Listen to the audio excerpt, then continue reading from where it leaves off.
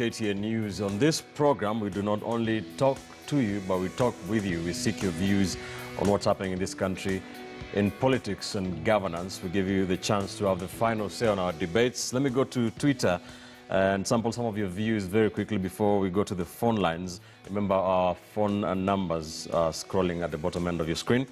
Francis Chengoli says, tweets and says, hustlers versus dynasties. Raila caught it wrong. Ruto did not refer to former presidents Jomo, Moi and Kibaki. He refers to current generation, the likes of Raila, Uhuru and Gideon, who are really dynasties. That's what Francis Chengoli says on Twitter. Victor Think Tank says, Ben, tell Kipchumba that there's nothing in the Constitution that cannot be changed. That's why the Constitution clearly stipulates that process. Kibet Koech says, BBI will not be good if it is changed to help local monarchy.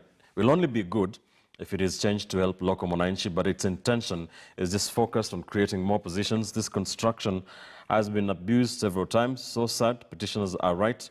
We haven't even implemented it fully. Musumbi King says, excellent, no matter how sacred a constitution is, it is not eternal. Well said there. Ndungu Wanaina says, the heart-wrenching incident at Pumwani Hospital exposed the deeply embedded negligence, dereliction of duty and no price to pay culture in the health sector in most public hospitals across Kenya. Simon Kamau Waroi says, repeal or amend the Constitution, the BBI or whatever, this is not the time. Let us fight COVID-19 and its aftermath first. Kipkazi tweets and says, it's sad that Kenyans are only reduced to cheering squad in a process that will alter our destiny as a nation. We should not leave the stage for political players to advance the selfish narrative at our expense. We must own the process. Witaba Hannibal tweets and says, a BBI has come just like anything else from our politicians. So who says the truth? There are only two ways on it. You're either for it or against it. But it must get to the ballot. And finally, John Mutiso says, it should be known to Raila Odinga and his insiders that you cannot define hustler as any term. It is a call of shared experiences and beliefs by the majority of Kenyans that the dynasties where he belongs cannot be part or understand. That is John Mutiso's opinion there. Thanks for your tweets. Keep the conversation ongoing. On Twitter, the hashtag is Inside Politics. Let's go to the phone lines now and begin from the county of Kitul. Talk to Hilary KOSGEI. Hilary, good afternoon.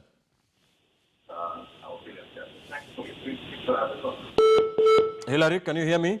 Kindly reduce the volume of your TV sets. Hello? Can you hear me, Hilary? Yes, I'm hearing you. Yes. Endelea tafadhali. What I want to say... Yes.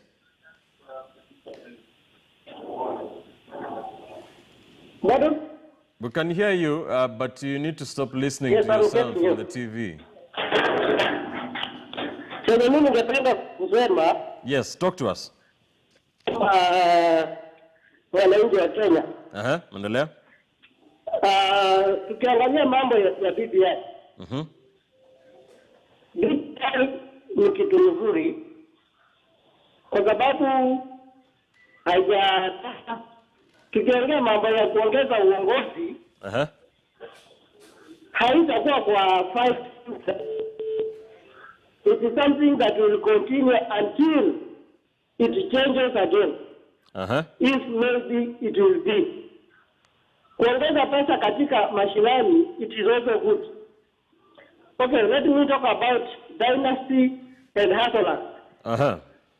Ruto is a very, very real hustler. Why am I saying this? Yes, tell us. If we look at the history of Ruto compared to the history of the president or Raila, we can range it and say that Ruto is a real hustler. For example, he has been helping people. And in fact, I would like him to come even in Kitul to help the youth. That is what we call hustling. He gives people something that can help them. Now,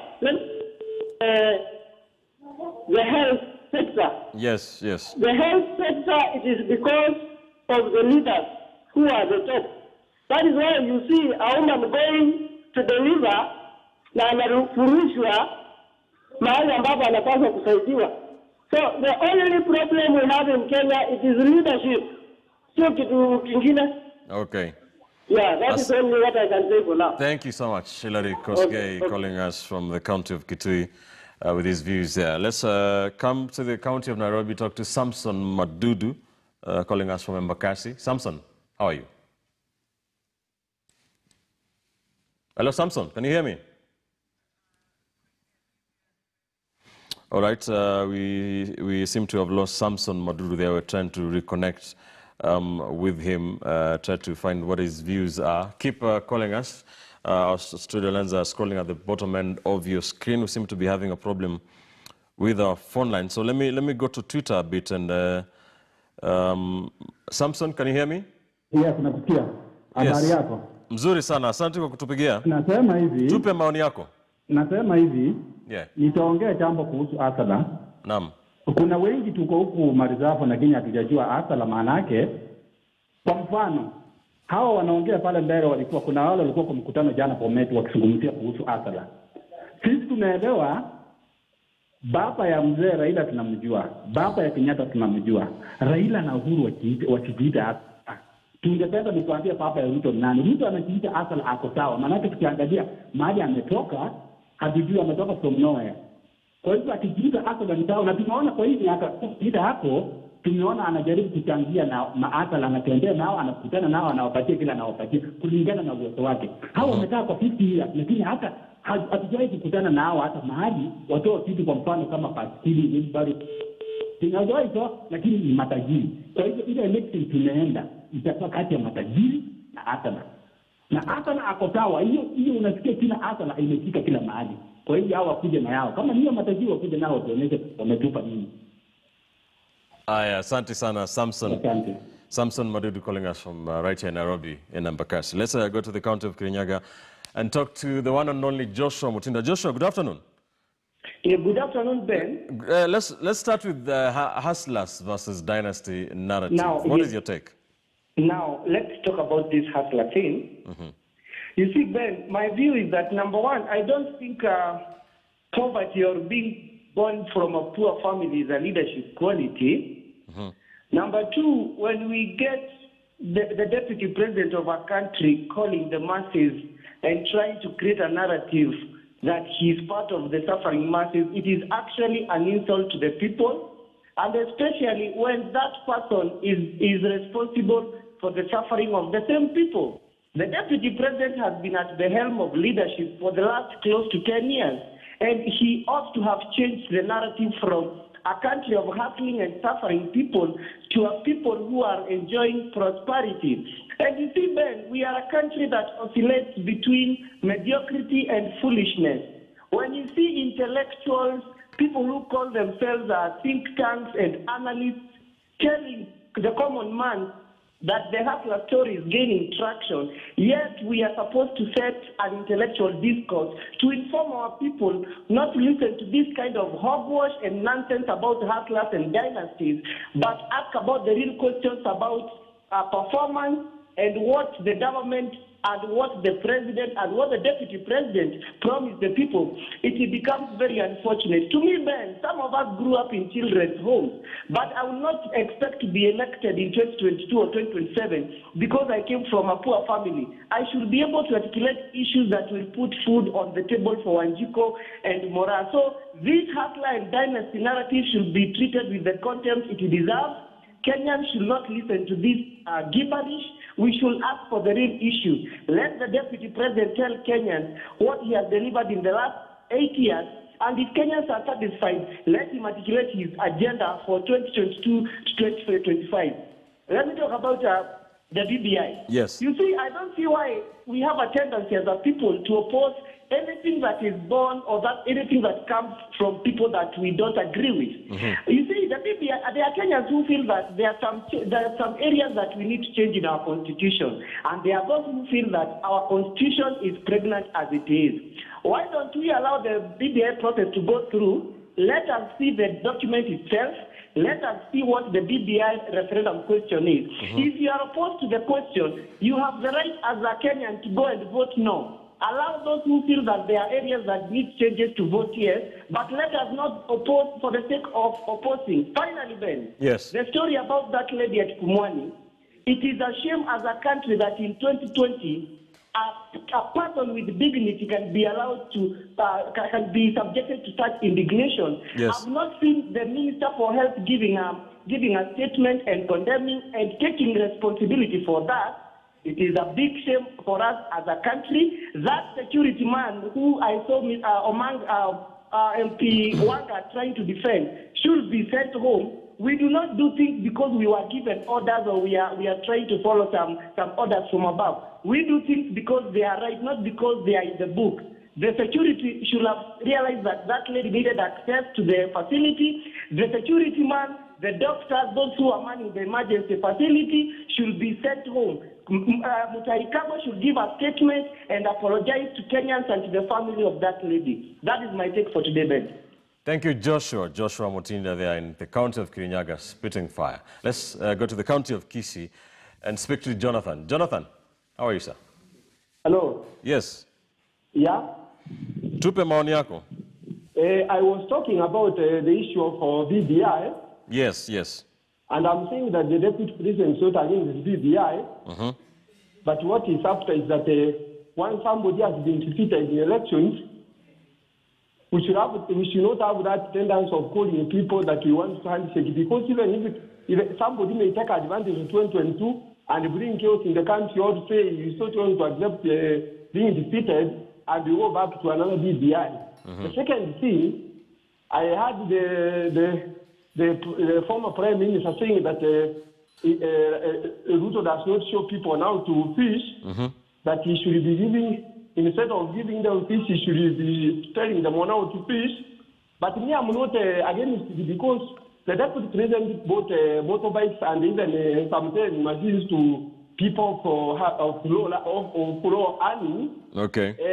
But when you compare to him, he was dancing with Aturi and other members, buying some very expensive wines, dancing, of which that money could have been converted to help the poor people. All right. And again, he was also asking about what the deputy president had done for 7 years.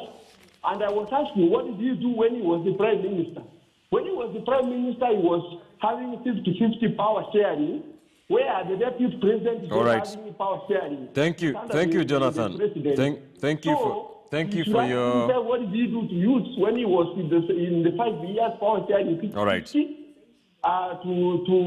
approve the standard of people. But him is just saying that the deputy president has been in power for 7 years. He has been under the president.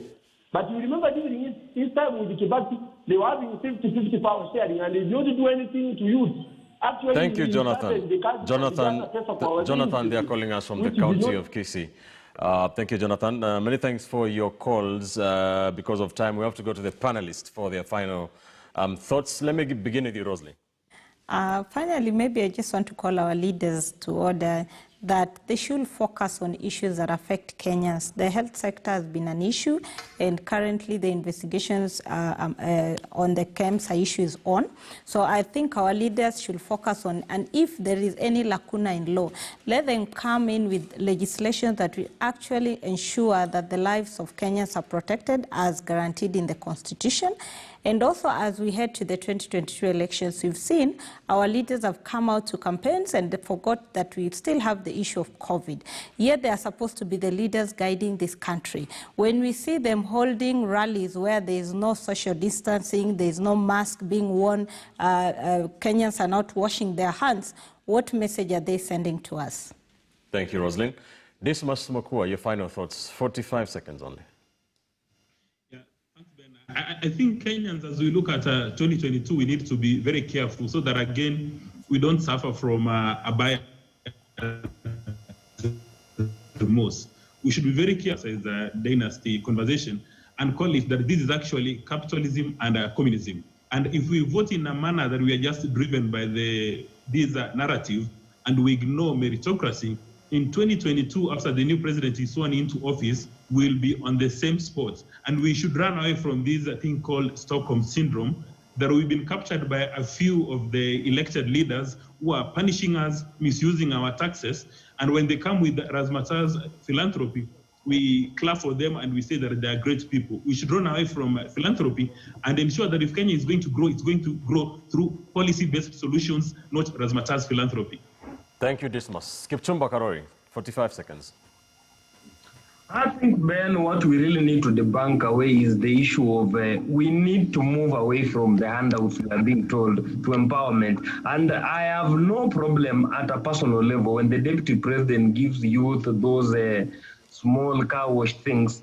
I would have a problem if he was giving them money as in handouts form. But if he's giving them those washing machine and all those things, if every leader was to do that as a CSR, as a personal philanthropy, this nation will move away, will have made a lot of strides. Just take a view, if Uhuru Kenyatta, Raila Odinga and William Ruto alone were to go that direction, and then now argument that with government efforts, we will make one very big successful family as a Kenyan people. And also what people must understand is that we have around 2 million youths who are jobless. When we have these interventions from leaders, they go into a long way in trying to help these few youth groups and other things. And also governors at their local level. They should make sure that any procurement below 500,000 to clean drainages, to clear the walkways, should be given to these youth so that they can build on their, what we call, on their capital, and just to have something to do which is meaningful, even as their way to do something else on their own. We should make sure that we give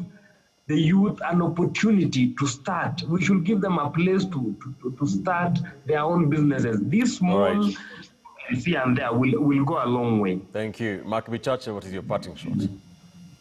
Ben Kitili, there's no country in the world that has developed based on handouts. Instead, it only encourages politicians to keep the people poor so that they can keep buying their votes for cheap. The hustler narrative is not only deceitful, but it's also quite insincere.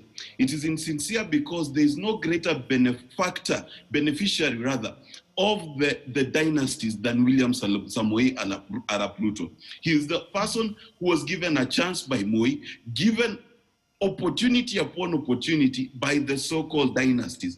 For that, it is deceitful. It is dangerous because soon that dynasty will be your neighbor who has a car when you don't. This is the precursor to class warfare. And I'm warning my fellow Kenyans, buy the Heisler dynasty narrative at your own peril, because believe you to someone else, just because your dad got a job because you went to school, your neighbor is looking at you and saying you've succeeded because you are a dynasty. Thank you. Chero, your final thoughts. Okay, thank you so much. Mine is back to the petition. And I just want to underscore again that a proposal to amend the Constitution must not alter the essential provision of the Constitution, but it can improve it, improve the efficacy. An amendment cannot be revolutionary. It cannot be so revolutionary that it requires, it tries to pass without the same rigorous process and by the same authority that incarnated the current Constitution. So we do not want stealthy action. We don't want substitutions. We want protection of the basic structure of the Constitution. And we must understand that there's a difference between amendment and repeal. Thank you. Thank you to all of you, ladies and gentlemen, for joining me this Sunday. As always a pleasure having you with me in studio to help Kenyans understand some of these issues much better. Charutich Sei, humanitarian and development consultant, Mark Bichache, communications strategist, lawyer and political strategist Kipchumba Karori, political risk analyst Dismas Mokua, and my colleague, senior reporter at The Standard, Roslyn Obala. Thank you, and thank you for watching the show. As always, be sure to join us every Sunday from 11 a.m. to 1 p.m. here on Inside Politics as we dissect some of the biggest political and policy issues in the Republic. I am Ben Kitili. Bye for now.